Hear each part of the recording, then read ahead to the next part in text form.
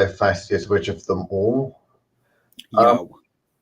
I don't know, Chris, but I think my house may be haunted. Oh. Whatever do I do? Throw out those socks.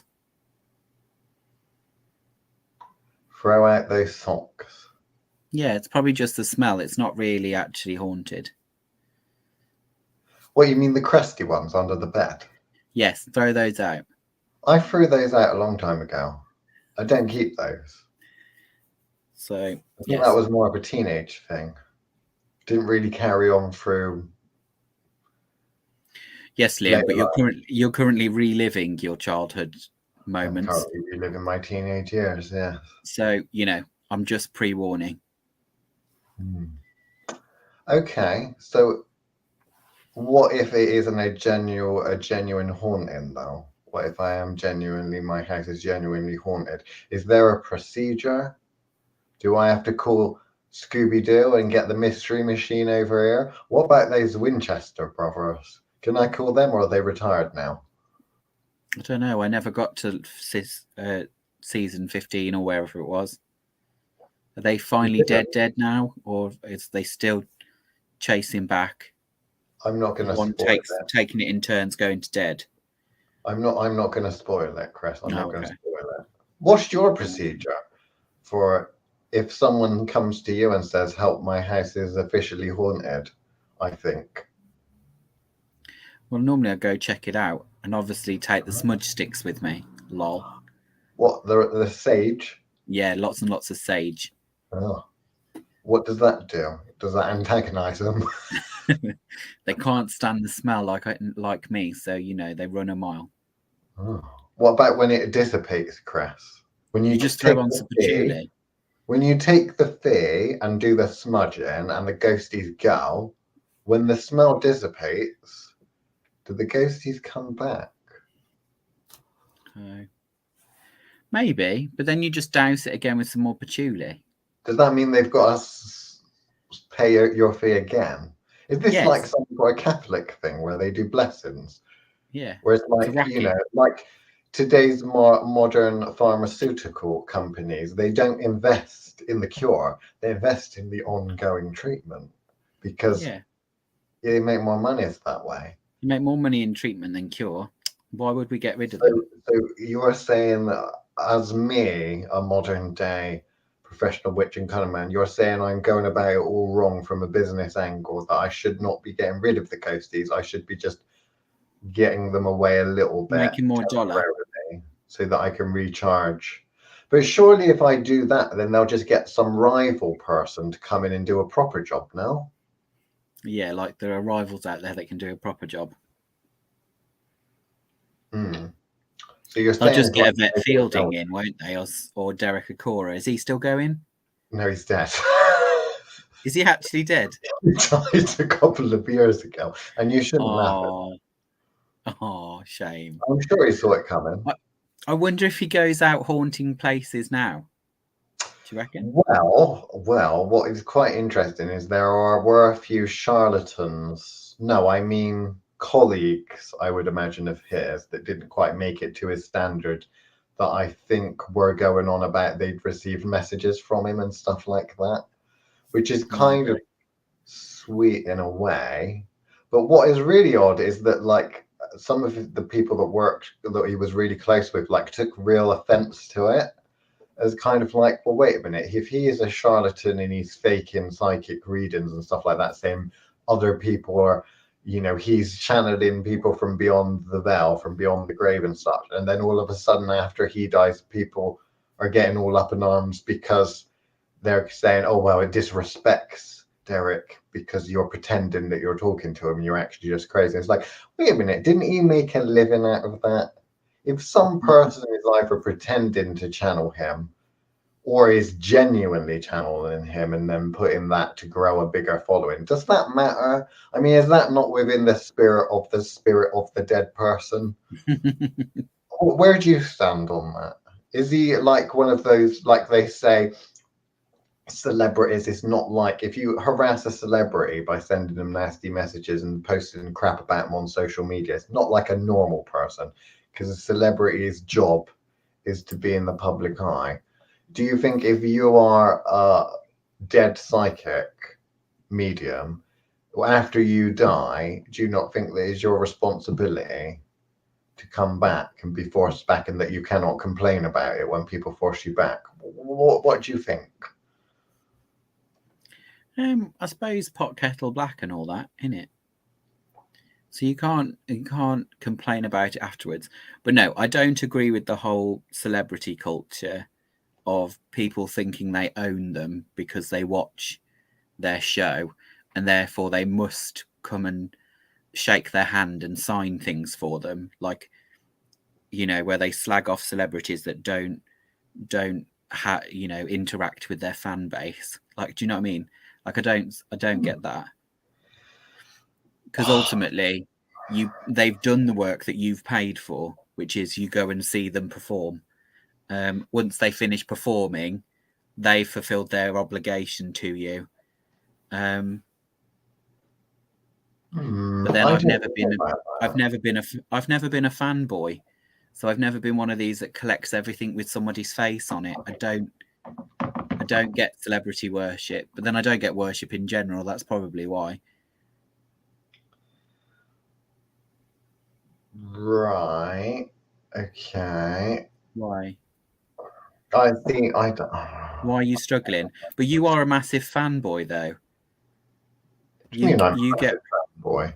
Well, you get proper obsessed. You get proper obsessed with people that you like. Like what? I've never really been to that. Well, I want to list like a series of different porn stars that you've been obsessed with over your lifetime. That's kind of like, so the fact that, or Andrew Christensen, or fucking Andrew Christian designs underwear, and I'm not obsessed with Andrew Christian. No, but you are brand orientated, so that you will continue to wear a particular brand. I have one pair of Andrew Christian underwear, which I bought like years and years ago. Oh, don't be a dick. I'm just saying. Yeah, but it's true. I'm trying to give an example of what Can I'm you talking about. Example, please? You can't walk past a Hollister shop and smell the perfume without going in. You are a fanboy, Liam. Let's not pretend otherwise. But is that not something magical at play there? No. Well, it doesn't happen in other shops. It's just that one. Well, exactly. Fanboy. It's something to do with pheromones, surely. Probably. But my point is, Liam, is you actually fall for that shit. I don't. Right. I'm over it. So my issue was the distinction, I think, because you're saying about the distinction between, like, if you're a celebrity, you don't owe anything to your fans and such. Is that really what you're saying? So you don't need. Well, what I'm saying is, turning up and doing your job, like, where do you see the line of their job ending? Because to me, once the curtain closes on that group of performers, their job has finished. Like, that I've paid to see that bit. Right. They have fulfilled their contractual obligation. I don't then expect them to have to come out to the side gate and sign shit for me. Like, it's a bonus if that's the sort of person they are and they've got a really good interaction with their fan base. But to me, that's their choice. So if they chose to not do that, they might be less successful, but that's the risk they take. They have that choice. Right. So here's the thing, right? If Maggie Smith, right, who's an actress, she played Professor McGonagall, she's quite a private person, right? She does the interviews every now and then. She does her job. That's it. That's a bit different. Paparazzi and weirdos and stuff like that stalking her and expecting her to do something, compared to Katie Price, who literally, as soon as she's decided to have a boob job, signs a deal exposing her, not just her tits, but her whole private life and such, in a new TV show or a new fucking thing in Heat magazine or something like that. So for me, it's kind of like, what are they known for? So it's like these kind of. But you've got to think, Kate. But you've got to make the distinction between those two individuals. You've got one there that is a professional actress. The other one is a personality. So she sells her life as an ex. You know, it's not it finishes here.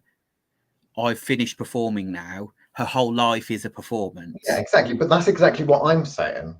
So I'm saying that from a celebrity perspective, it's not just about celebrity, it's about what type of celebrity they are.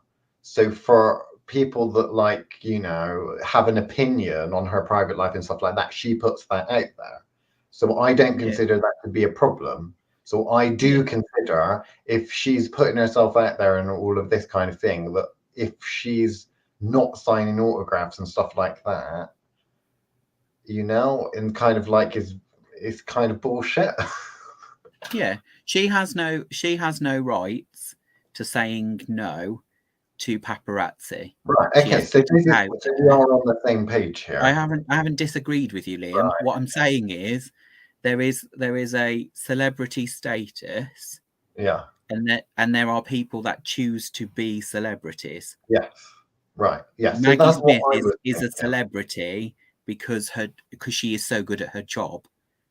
I would never dare interrupting Maggie Smith while she's sat drinking coffee in a coffee shop just because I want a picture of her.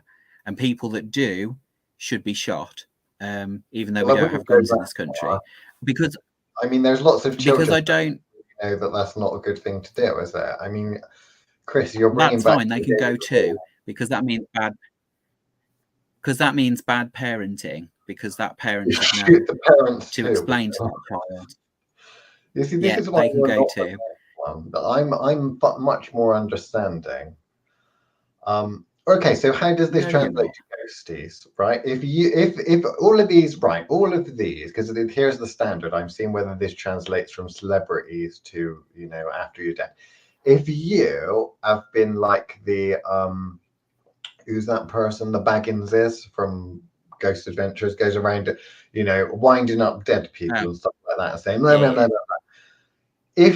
If he died, which eventually he will, if a bunch of paranormal investigators or plebs or idiots, I know it's all the same thing, but if they start badgering him after he's died, is that fair? Is that just? Is that okay? Because he did it when he was alive.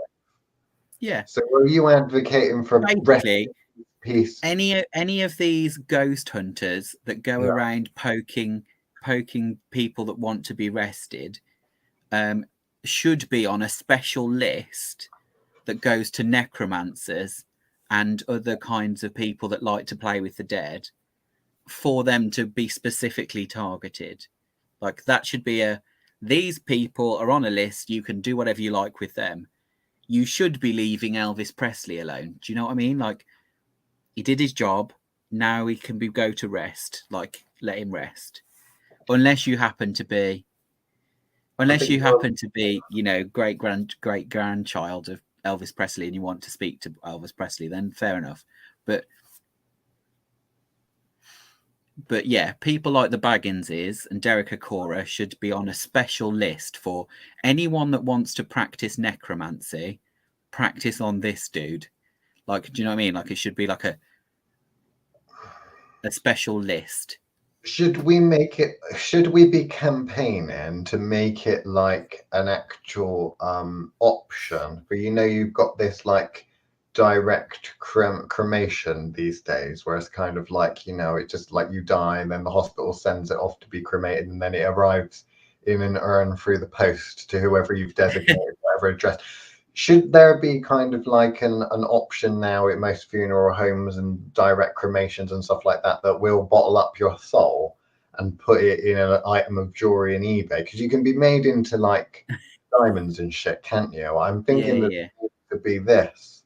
Because in other cultures we have this. In other cultures you have like the idea that the soul needs to pass over and that there's a certain danger, threshold. So they put them in a bottle of some description or housing to stop baddies from stealing the soul and such. Is this something we should be offering as a service, Chris? As in, we should just bottle Derek Akora up the second he dies, Well, no, and it should then be offer something him up that to the highest they get bidder. to choose themselves. Could we do a partnership with direct cremation where it says, would you like to be cremated? What would you like to happen? Oh, would you like your soul removed from the ashes and put in a piece of cursed jewelry? That kind of thing. Why not? Maybe. I'm surprised you've never been asked, Liam, to be honest. How many people would like us to do something with your immortal soul? Well, the mortal part of your immortal soul after you pass. Let us know in the comments. It would be fun, which was, yes. Let us know in the comments, and we will consider that to be a contract. I'm inclined to agree with Chris. Well, fuck you, Jason. Some celebrities offer high-touch events to cater to fans that want more interaction for a price. Bit like my OnlyFans, then, Jason. Yeah. Exactly. Nonetheless, the ghost of a celebrity medium deserves a bit of harassment. I think that's kind of, poetic justice, no? Yeah, I think so. Love the necromancer hit this. Bottle those bastards up. I don't think Jason likes necromancers for some reason. Or offering a spirit house or world for your loved one. Now, William Gaskins, we have to be careful here because the capitalists that we are, tier 1, the cheapest would be a bottle. If they're expecting us to create a world for them, that's going to go up in terms of cost. And I'm perfectly happy to do that. I do believe in multi-tiered lists, services, better quality service. I mean, just look at the Thoth Witchcraft Patreon, for fuck's sake. But, it's one of those things. It's a very good idea. Liam, don't be rude. The Thoth Witchcraft Patreon is about fairness of cost. It's designed about being available at multiple price ranges, because they still get their mentoring at each level. Yeah, but it's not exactly the same, is it? It is the same. Not the same. The difference is what content they get. That's an incentive. That's incentivization. The more answers we give, and the less they have to work. No, they don't. I thought that's how occultism worked in the 21st century. No? No. Oh, been doing it all wrong. Right. So, help my house is haunted. Is there a procedure?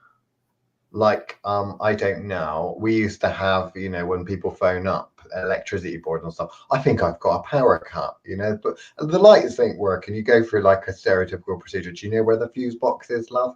Okay, go there. Little switches. You've got little switches, or have you got things with dots on? You've got little switches. Is any of them pointing down? Down. Oh yeah, that one's pointing down. Push it up. Do the lights come back on, even for an instant? There's a procedure, a stereotypical procedure, right? Okay. Same with when you phone up tech support and they say, have you tried switching it off and on again? Is there an equivalent for my house is haunted, Chris? Is there a simple switching it off and on again, a simple procedure that they can follow that will determine most of the time whether their house is in fact haunted? Well, my go-to is to swear at it. Listening to this one because it will be a good one, I bet. My reaction is to swear at it. If the client, if when you no, at the ghosty or the suspected ghosty, if you swear at it and it goes away, done. There you go. Exorcism 101. You've been watching too much fucking Derek Akora, Vetfield, and Baggins, because that's what they do. They go in and start shouting. Yeah, tell them to fuck off. Having said that, you may be onto something because you talked exorcism, didn't you? So yeah. I do notice that on all these like most haunted TV shows, they go in and shout and stuff, and fuck all happens. So is their shouting just scared off all of the timid ghosts? Maybe. Should they have been a bit more nice and kind and gentle, and then they might get some actual paranormal action? See, exactly. See, you should never doubt me. I am a genius. So let me go through your procedure again. If you think your house is haunted, Yep. shout and swear. And if the haunting subsides, it was a ghost. If it doesn't, it's probably a dodgy plumbing or creaky floorboards. Is that what you're saying? That's what I'm saying. Okay, well, you've heard it here first. The basic official soft procedure for checking whether a house is haunted. Yep. Shout and swear a lot. Yep. Okay. But would that work for all things? I mean, is that going to work on Fae? Is that going to work on an incubus, succubus? Well, obviously not. But we're talking about ghosties. Ghosties have no power. This is the thing. This is what bugs me about all these things. All these things, by meaning ghosty programs, is because generally speaking, you've either got, if it's a long-standing ghost haunting, normally, you know, like the famous ones of like the Grey Lady and shit, like those ones tend to everywhere. Those ones tend to be just recordings. We've talked about it before. Bloody Mary. Is that ghost or is that demon or something? It depends who you talk to. Surely if you're conjuring them up in a mirror, they're a bit more than a ghost. But that would just be my opinion. What would I know? Have you ever been frightened by looking in a mirror? Not of my own reflection, no. Have you looked in a mirror and seen something that is not your reflection? Many a time. What have you seen? Well, that'd be telling. Was it someone standing behind you? Was it Jimmy? No.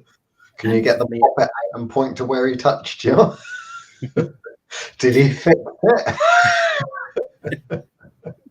Let's leave Jimmy out of this. But yeah, it's one of those things. Yeah, the go-to, believe it or not, when you're talking about your own house, you should have the authority over your own space. If you don't, you need to be checking out your own process in general as to why you don't have presence in your own house. Because for you to be able to go, no, get the fuck out, not interested, you don't belong here, that is within your authority. Why do you think the whole mythology around vampires exists in the way in which you have to invite them in? It is about sovereignty within that space. I thought it was just about manners. I mean, they always seem so aristocratic, you know, and aristocrats generally have quite good manners and such, don't they? In the televisions, yes, Liam. In the televisions. Not in real life now. No. But yeah, so that's about sovereignty. That's about you know, particularly if you own the house, your name is on the deed. It's about ownership and about sovereignty. So you should be able to go, get the fuck out of my house. And if that doesn't work, then you're possibly dealing with something a little bit more scary or problematic than a ghosty. Is that why the black-eyed children, when they knock on the door, then they need to be let in, Chris? Is it because they're really low level and shit? Yeah. Why is it when they knock on my door and I open, they just run away? Because you're scary. Oh. Okay. In my basement, it is a sweatshop and it's just full of black-eyed children. They've got black eyes not because they're that kind of folkloric black-eyed children. It's black eyes because I punched them. Get back to work. Wow. Child abuse is a very serious thing. If you've been affected by child abuse, please phone. Who's our resident today? Who's our resident counsellor? Is our resident counsellor in? He was here last week. No? I'm hoping for him to pop up. Not there. Oh, no. He's not watching. Damn it. Damn. Right. Jason says, why not do like the TV mediums and invite the house spirit to come into your body?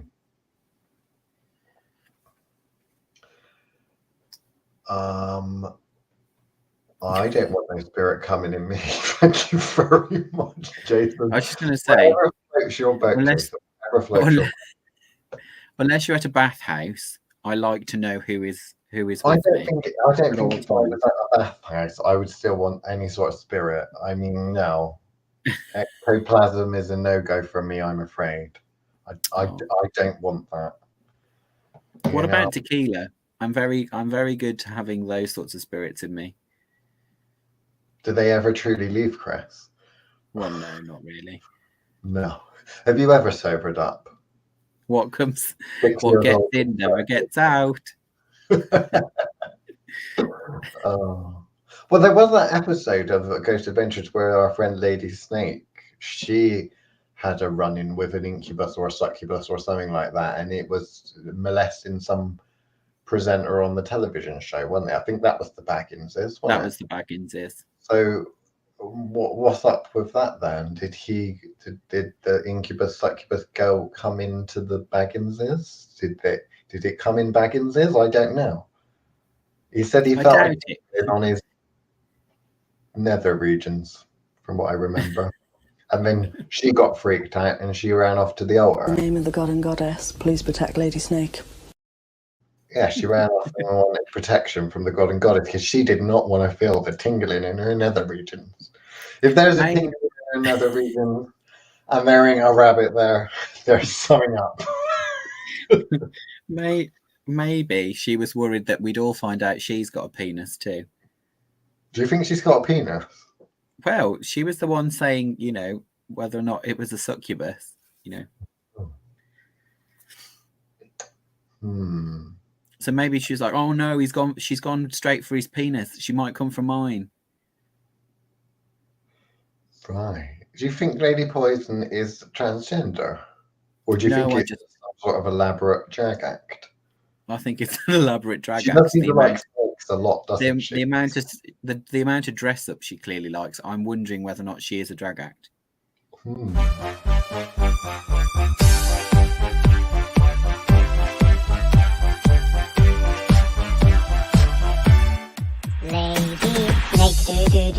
Lady snake, do do do do do do. Lady snake, do do do do do do. Lady snake.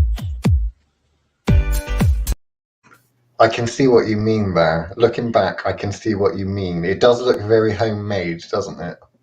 Yeah. Very homemade. Lots of people have penises. That's not a big accomplishment. Well, I don't know about your penis, Jason, but some of them are big accomplishments. Wow. You did not get there. I think you have your ladies mixed up. Or did you say Lady Poison? No, did I say oh shit, did I say Lady Poison? I meant did you just say Lady Poison is a drag queen? No, I didn't say that. Did I say that? I don't know. I bet you did. I'm gonna have to play it back later to find out if you did. I might have to play it back. I do apologise. Shit. We just going to show if you say her name, she appears in the comments. Yes. If not, you must have said it 3 times. Manifestation. I do apologise. I did not mean to say Lady Poison was or looks like a drag queen. I meant to say Lady Snake. So I do apologise. I'd start getting fucking cursed, aren't I now? Although I imagine if Lady Poison was a drag queen, she'd be a fabulous one. She would be a fabulous one. I'm sure she would as well. Let's move on before we end up getting cursed. I'm going to show that one in the comments. I've got to. You've got to. Had I to wager, Lady Poison probably has the biggest one amongst us. There you go. See? She probably does. The scary thing is it's probably in a jar somewhere. And she possibly even chopped it off herself. Yeah. I imagine she can swing it over one shoulder. Right. When it's not in use. Lady Poison has an interesting concept of dealing with her spirits, and that she talks about reading the Riot Act, which kind of implies that spirits are much like children. They behave for a little bit, but then you've got to threaten them again, either with physical violence or you can take their treats away. Yeah. Liam, I'm not sure about you, but I'm pretty sure that you're not allowed to constantly talk about child punishment and child's enslavement without us eventually being pulled off the air. Well, I got hit as a child and it never did me any harm. Yes, Liam, because you are the model child, aren't you? Well, out of the three of us, yes, I am. Really? I was a perfect child. No, the three of my siblings. Oh, okay. No, I've been usurped as the best one now. Now it's the youngest one. It's the best one. Okay. But there we go. What are we talking about then? Because this is called Help My House is Haunted. Because you've already told us the definitive way in which you get rid of spirits. You've also talked about the silliness of paranormal investigators. So I don't really know what else there is to cover. I mean, you've said that most dead people and dead people in general, spirit-wise, are very weak and not really much troublesome. Can they cause a trouble to a proper witch? Or Well, the thing is, never happen. It all comes down to, and obviously, Lady Poison talks about the Riot Act, etc. Obviously, she is more into cohabitation, isn't she? In the sense, she won't kick something out that might be useful. She likes history. I think is a fan of history, and I think she probably likes to maintain the history and character of a building. I would guess. But I think if it started to actually play up genuinely, she would have no problem with kicking it out if it didn't respond well to the Riot Act. I don't know. I think she'd bottle it up, put it in the garage, and then when she moved out in the future, put it back. Because she seems that's the sort of person she would do. I think that's the sort of person she is. Because I think she'd want to preserve the history in that and say, well, yeah, it's a nuisance and I'll get rid of it temporarily, but at the same time, I don't want to interfere. I don't know. I mean, she's here. Maybe we need to say her name 3 times for her to reappear. I don't know. I'd be interested in what her perspective is. Past the Riot Act, what would she do to deal with a troublesome spirit that is in the house? I presume she would say, put it in the neighbor's house temporarily. And then transfer it back potentially after he dies. No, because for me, it's a case of, well, actually, most spirits aren't a bother in the sense that, dead things are dead things.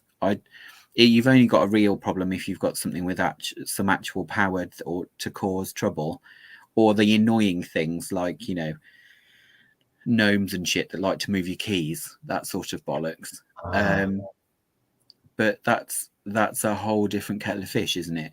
Whereas spirits, generally speaking, like I was saying before, once the host has left, mostly you're talking about residue, aren't you, of that person's memory, that kind of leftover bits of psyche or leftover bits of attachment from something's life here that slowly degrades. So unless it's got an actual power source, or someone's deliberately tied it to something, or that, what's that phrase people like to use, unfinished business.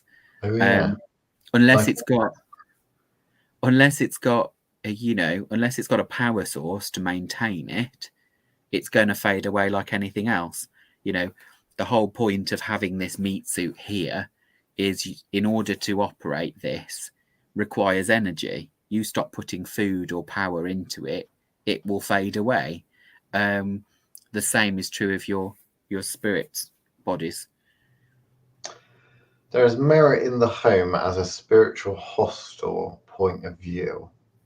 Now, when he says that, I can't help but think of that film, or that series of film called Hostel, where people bid and pay money to execute their fellow humans. That's because you're sick. I am. Oh, Lady Poison's back. Did someone call? Yes, we did. The Riot Act usually works for the unruly lot here, but I did seal Madam in a box and put her in the garage, so you aren't far wrong. And that's true. She did do that, didn't she? So, yeah. I don't know what people's opinions are for how much they want to leave as a mark on their own home, because like I think like there's to a certain extent courtesy dictates if you move house, you don't leave your house in a mess.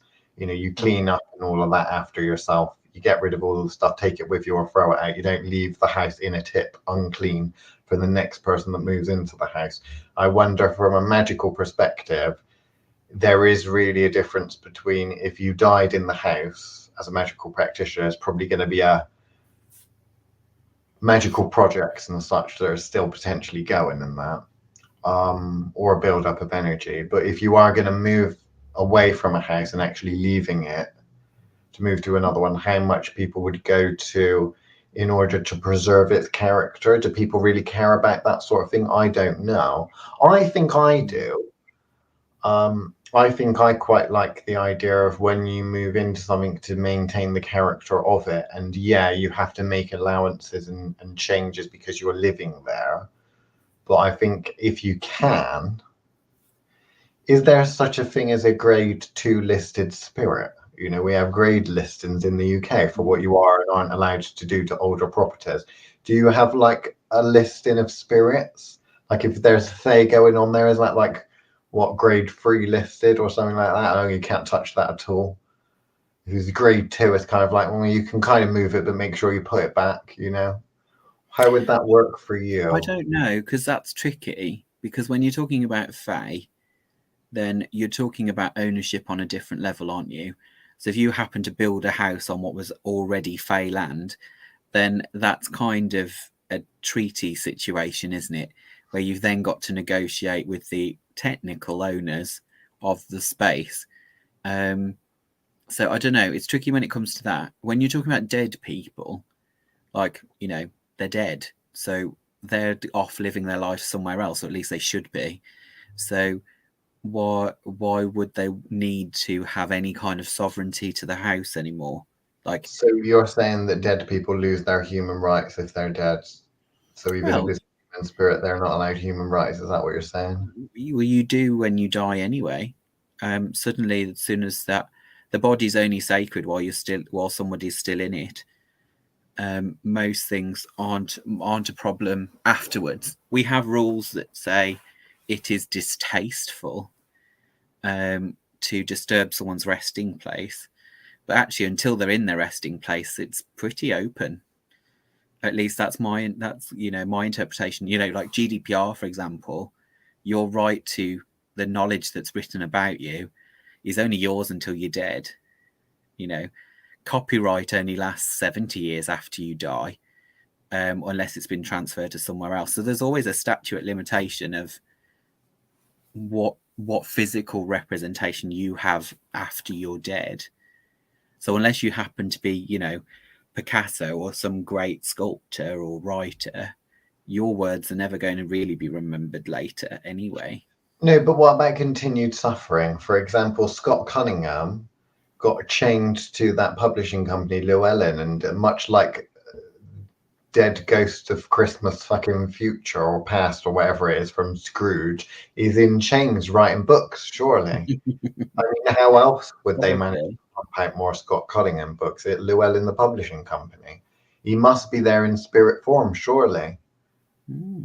Being propped up by the capitalist shell that is Llewellyn Worldwide. Well, Probably.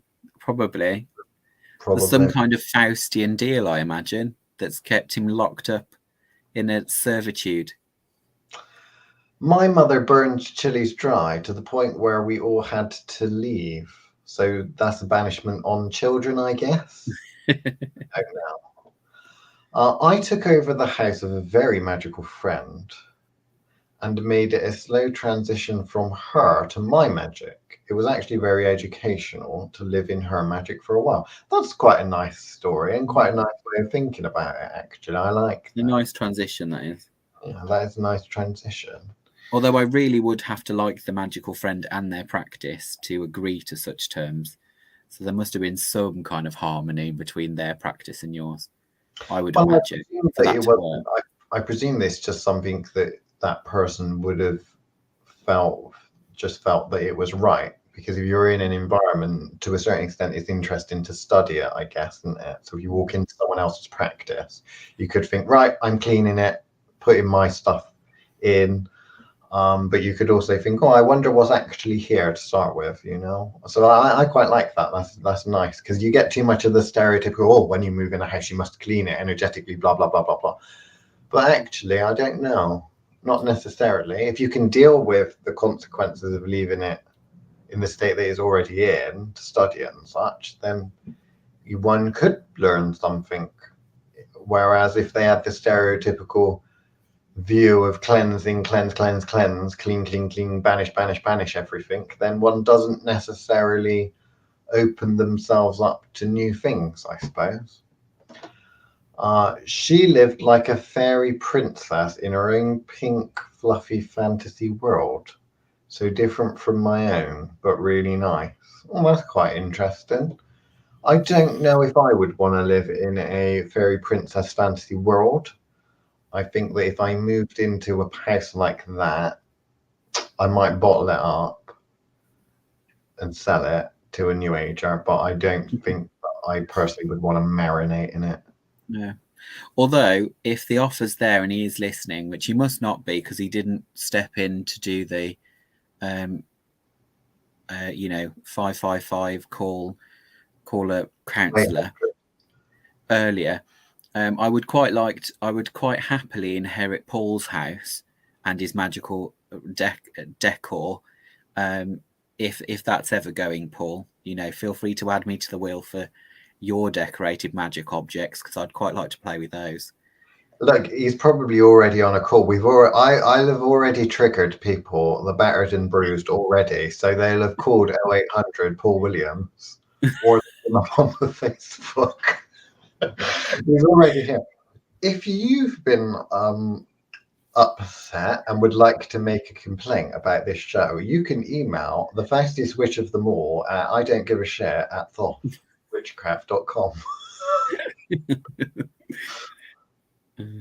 Right, okay, so Michelle, for historical places like battlefields or abandoned prisons, mental hospitals, all of which are, of course, Michelle's previous residences, that become famous as such, would the living who keep visiting for that history contribute to any spiritual residue and keep it alive? Well, there was an interesting one where I think it was a prison where it was some paranormal investigator or something kept going on about like the prison and it had a nasty energy there and stuff like that. But then they did this festival, like some kind of music festival or something like that, which was all quite high energy and happy. And that kind of pushed away the nasty negativeness. But then eventually it just started to kind of wash back, which is interesting because it's kind of like, well, what's the more permanent energy there and why is it the more permanent energy? And to a certain extent, it is a lot like going into a smoker's home, because in a smoker's home where they smoke indoors, everything's kind of nicotine stained and stinks of fags, but you can get the Febreze and the air freshener and spray and it overwhelms and covers the mask, covers the smell of smoke and cigarettes and fags and that. But it's really just covering it with a stronger smell. When that stronger smell dissipates, the actual energy that is there is the nicotine stained grossness. I think it depends though, doesn't it? Like I love going to graveyards, one, because they're quiet and there's never any spirits there. Well, it's like a free store cupboard for you, isn't it? You know, a little bit of flesh, a little bit of bone. Oh, look, into some nice herbs. So there is that kind of, I like that because it's a truly kind of saturnine energy. Whereas I imagine places like prisons, battlefields, and kind of even like the really dark places like Auschwitz, where even though they put a motorway across the front of it now, I think, you still can't get rid of that kind of pungent energy that's there, which I imagine is more the kind of Martian end of the Saturnine field, that kind of energy space. that kind of, I imagine it's the Martian aspect of it that people don't or can't tolerate, rather than the overwhelming Saturnine effect. Because, you know, you go to places where death is the main current there, and there is a peaceful end. You know, they're kind of void of negative feeling, really. No, not necessarily happy places either, but they're void in a very safe way. And I kind of feel like wonder where if actually the kind of tumultuous way of the way that people die in prisons or on battlefields or, you know, concentration camps, those are all places that overwhelming Martian energy must be the thing that is penetrative and kind of, you know, sour. I mean, there's the production line death, and then there's lots of deaths and such that happen all at once that are high fueled with energy. So a battlefield is like the latter of that, because yes, there's death, and there might be a lot of them that are happening at the same time, but it's fueled by an aggressive thirst to survive and to kill the enemy. But then there's also mixtures of fear and stuff like that. And it does literally kind of would seep into the ground with all the bloodshed and such. So, and it's numerous people who died in those circumstances rather than one or two. Yeah. Well, yeah. Also, you know, there is that difference with a cemetery or a, you know, any kind of place where people are buried. To put at rest is a put at rest, isn't it? They're not necessarily, they won't have died there. That transitional period of death isn't there in the same way of kind of like the death didn't happen in the cemetery unless you were, you know, a gravedigger and accidentally hit yourself with a spade and died. You know, kind of, you wouldn't have, there isn't the kind of, what's the word I want? The trauma of death isn't there, whereas these places have that trauma. And I kind of associate the trauma of death with kind of Martian energy rather than Saturnine. So, you know, I think there are different ones which people say are quite depressing and creepy and stuff like that. And there are ghosts and stuff that hang around in nursing homes, but they are just that the residents have kind of they've died, but they're still kind of there. They don't realize they're dead because they're basically vegetables at some point anyway, and they just kind of just start to dissolve away. But it's just because there's so many deaths, there'll be several a year potentially. So you've always got kind of one semi-active spirit. But does that necessarily leave a stain? I don't think it necessarily leaves a stain, but the whole concept and idea of these people sitting around essentially and waiting to die in some of the not particularly nice nursing homes and such. Hospice is an interesting one. Went to a hospice that was a brand new build, and that was very clean, clinical, and didn't really have anything, even in the room, because it's a hospice and that are terminally ill, even in the room of each patient, and that it was still very nothing there. Very interesting. It may be in a couple of years' time whether that would change, I don't know. But then a hospice is designed for peaceful death, isn't it? It's about end of life in a controlled way. Yeah. Where, you know, often highly medicated, it is a slip into death. It's borderline assisted for the medical profession. They feel that actually it's more involvement than we probably should have for some of them, in the sense that these are kind of the sorts of drugs that you have in end of life care are high dose to make it as comfortable as possible, to make the passing as easy as possible. You know, they are pretty much, if you're at that point taking those kind of meds, you're not long for the mortal coil kind of thing. But yeah, I just seen we haven't quite answered the question Michelle asked earlier, so she has asked it again. Is actually, are we adding to that energy by visiting them? As in, but I think the answer I want to give to that, you might give a different one, Liam, is that when we talk about energy to keep, to stay, that means that you as a entity is capable of sustaining. So to me, it's a case of it can't be simple. There is energy around to keep you there, unless that energy has been put there specifically by a witch or or a deity or whatever. We're talking about sustenance, not kind of residue energy. We're talking about you need to be able to feed to stay here. So if you're not capable of knowing, even if there was plenty of energy around to keep you there, in theory, to try and keep you in stasis, you would have to be able to have the knowledge to feed, or have that kind of personality.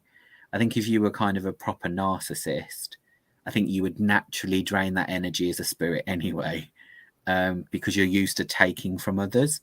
I think if you were sweet old granny who never took anything and only ever gave away, I think that sweet old granny would struggle to naturally have the processes to feed off other beings. But you might say something differently, but that was just kind of my way of kind of saying what I meant by feeding is a very active method, not a passive one.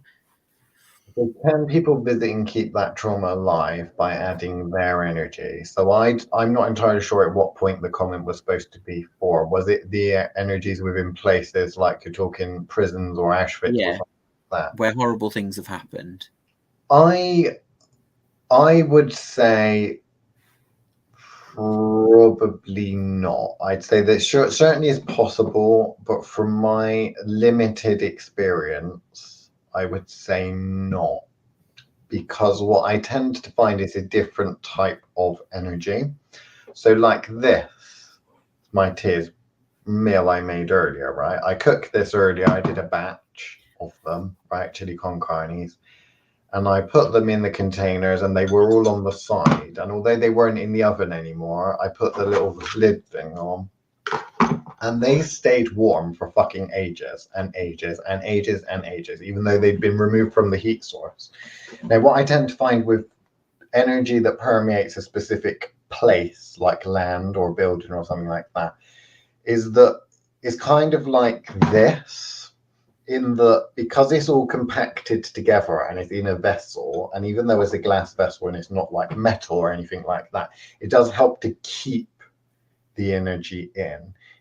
It stops other currents, air, for example, cooling it. So although it is constantly and it is waning, so that meal, when I first cooked it and put it in that container, it is slowly cooling. It just takes a long, long time. So with some of these big energies, what I tend to find is that they are waning, but they're not waning in enough of a time for someone in one lifetime to sense.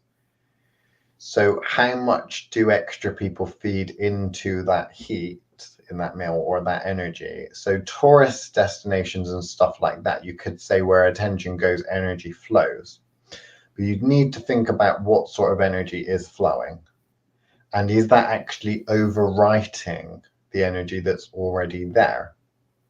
So in the certain cases, I think that I have been able to see that in some sense, where you've got an energy there that is very specific, that is kind of tangible, but the people that go to that energy mistake what that energy actually is, or mistake the history of that place. They've got a false history, a fake history, a history of a building or something like that that's not quite historically accurate, but they're feeding that idea in, and that the new idea takes over slowly. That energy doesn't morph. It's not morphing and feeding the energy that's there. Instead, it's another energy that's growing bigger and bigger and bigger as the existing older energy is getting smaller, which is very interesting from our perspective as magical practitioners, psychics and such, to go into an area or to look at a spirit versus the older type of spirit and the newer kind of form and manifestation that spirit's taken. And you see this with buildings, you see this with legends, you see this with spirits and gods and such like that. Egregores are a very good one because they kind of evolve to a certain extent. But other things, whereas actually it is something that was independent, unless that thing is feeding on that attention, feeding on that energy. If it's rejecting the meal, that energy from that meal is going somewhere, and sometimes that can grow alongside. I don't know. Did that make any sense? Yeah, it did. Death is peaceful. Death is the peaceful end. The manner of death is what picks up. Oh, that's a very interesting point. It's a very interesting point. Don't know if you want to elaborate or talk about it, or if that's a topic of conversation. Maybe for another time, we could talk about death. Well, Leah, it's you are aged backward too fast. Next time we see you, you'll look 13. Right, thanks. I think that's a good thing, but I'm not entirely sure. My Benjamin Button spell. I saw you roll your eyes, Chris. Aha. What did you roll your eyes at? possibly the first comment. What, the very first comment? No, about your anti-aging, Benjamin Button. What's next? So, well, I will kind of say a little bit about what, because obviously we've mentioned it earlier with what we were talking about kind of the Martian Saturnine field, blah, blah, blah. I think you could quite easily do several episodes just on the death current in general, like you could a lot of other currents. I think death is particularly an interesting one of the Saturnine currents. And yes, I think auxiliary energies around how and the circumstances of somebody's death will colour that. And I think it is those auxiliary energies that tend to leave the stain rather than the actual process of death. Which is why I say, like, the actual death places where we go and see death, those tend to be very peaceful places and often very comforting places, even though really a field full of cold stone and the occasional dying flower, like, you know, that should be a really depressing place, but it's not, because generally they're places that are about memory, and those we find comforting. That's why reminiscence has the kind of euphoric experience, generally speaking, that it does. So I suppose part of it is that. What about places that are used for mutilation of corpses and stuff like that, right? Because obviously in the cemetery Arnisfell, you've got that area by the crypt, which is just basically it's all buried body parts where they don't know who they belong to. It might be homeless people or bits of cadavers and such that's just kind of slung underneath.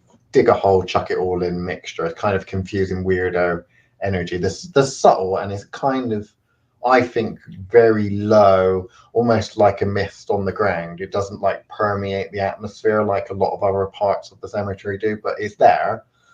Other places like morgues and stuff like that sometimes I think can have a unusual energy because there's an interruption there. It's kind of like there's no state of decomposition or state of decomposition. Autopsy rooms. I don't like an autopsy room. I don't mind where they store dead bodies, but the autopsy room is like scratching. But a space like that is designed to spill secrets, though, isn't it? There is that kind of, I imagine that feels closer to it won't feel like an operating space, because an operating space is all about high energy to save somebody's life. A morgue or an autopsy room in a morgue is more about that kind of, you have secrets I must find out, and that can go either way. So I imagine it's more the kind of I don't know. There's probably an unsavoury aspect about defiling or whatever, but I would say that that's probably more about it's a fact-finding mission. But I really just think it would depend on what morgue you're visiting. If you were going to a county coroner, kind of thing, that's more likely to be a, oh dear, we really should find out why this happened. Maybe more so than a hospital where the answer, all you're doing is checking filing. It's a, did the doctor make a mistake? We best check. That I imagine probably feels far more factory. Like you're talking about efficient death places like a gallows or whatever, has a different kind of energy. Because that's about... Okay. Oh, look, the spirits are sitting crafts. You've got to go and... So- I know we're just over an hour, so I expect you've got to go and commune with the spirits now. So we'll probably leave it there. So goodbye, everyone.